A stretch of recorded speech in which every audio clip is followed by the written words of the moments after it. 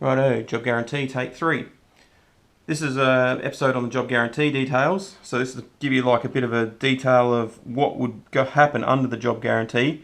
So we'll start with the two main purposes of the job guarantee. So the number one purpose of the job guarantee is to provide a job to all those excluded from having a job, which is 4% of the employable people market, by the pure free market system. That's why we invented it, because those people are currently blocked out of having a job at the moment. The second key part of the job guarantee is to use the people doing the jobs to fulfil socially useful work that's not currently being done, with workloads and skill requirements that are commensurate with the minimum wage pay.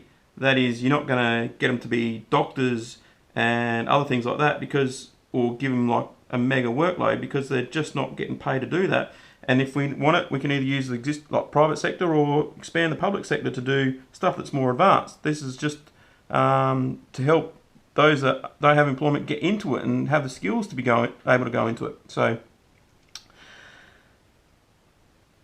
getting back to this one, we'll expand on what some of this means now. So the job guarantee will provide the job at the location nominated by the applicant. So some people might want to move out of the country where there's cheaper rental and get a job out there, so they nominate that they want to get a job in that location. Whereas other people, they might want to stay where they are for family and social supports or for services that they need to access. So the person going into the job guarantee can nominate where they get the job to.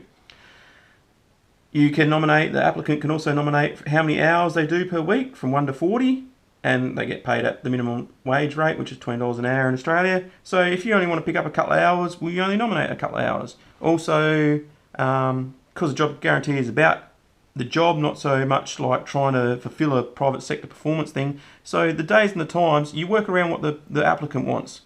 So the days and the times that the applicant nominates is when the job guarantee admin will try to provide the job for the person. So imagine, it's not just unemployed people. Eventually the job guarantee will supply work to part-time people that aren't getting enough hours, and even full-time people that want to get some more hours, as long as they're willing to take the minimum wage. So those people that are getting part-time hours, they can nominate days and times when they work, and the job guarantee admin will try and fit them in as best they can. And similarly, the applicant can nominate the type of work that they want to do. So some person might want to do physical work, so the job guarantee admin gives them that, and they don't give them a desk job. And another person, like an old person, because you can remember, old people can go on the job guarantee, retired people can go on the job guarantee if they want, and they might not want to do the hard physical work. So the job guarantee admin has to take that into consideration when they're allocating the job to the person. Now, some people complain about the job guarantee, it's just going to be make work or something like that, we're not going to do useful things. Well, that's on the community, because the community submits stuff in to the job guarantee admin, and if you are complaining about the work they're doing, well, you be the person that submits better stuff and more useful stuff for them to do. Then some people say, there's not going to be enough work for them to do. Well, there's more than enough. So here's some headings of what type of work they could do, and even just the environmental work alone would keep all the unemployed people in my area of the world busy. And I've just got one example there. So there's heaps of different examples under environmental ones, but just take one example: invasive species rehab. So they could go out on public land and take out, you could have weeds or animal trapping or whatever, and fix up the land that's been damaged by an invasive species. Another thing they could be doing is waste reduction. So you can have big community repair, recycle, reuse and repurpose facilities. So that might involve people disassembling things. It might involve people repairing things. It might involve disassembly and taking the parts apart and then reconstructing them in a totally different thing. You might need to modify it a bit.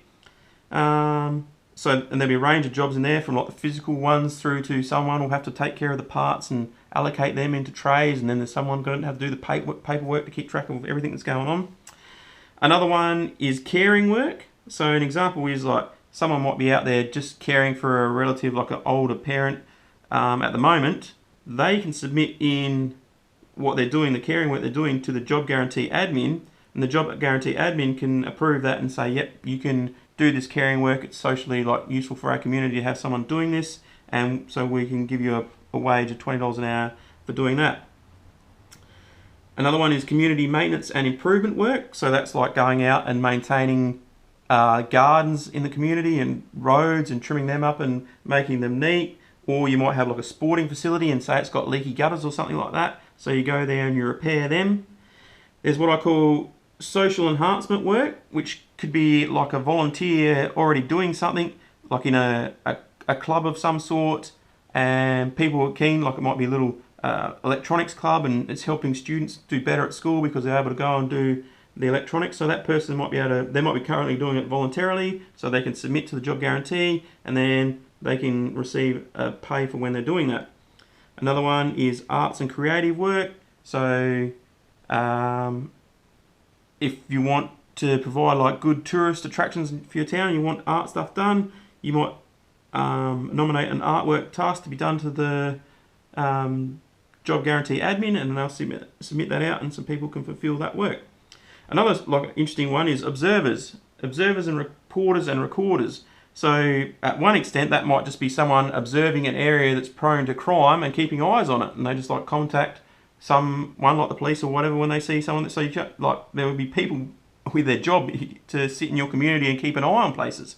But at the other extent, that could be someone like, in Australia at the moment, a lot of the little rural community media newspapers are closing down, so communities could submit to the job guarantee to have like a reporter, and then someone will get the minimum wage to go out and do reporting, and so that fixes or returns our community newspapers and medias that we're losing. And the last thing is kind of like with capitalism, and it invented like thousands of devices and things to fix problems that we never knew we had and that sort of stuff. Well, the same can happen with the job guarantee. I'm sure once we implement the job guarantee, we're going to discover a whole bunch of roles that are really useful in our community that we don't currently realise that we need, or that would be useful. And after we have them, we'll be like, how do we ever do without this? So that's like the super exciting part for me.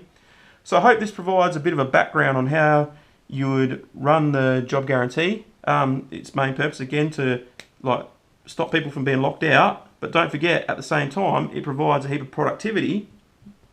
Don't forget that part, and remember that it essentially pays for itself, because productivity equates to wealth. So if we have these things helping out our society, they're not for nothing.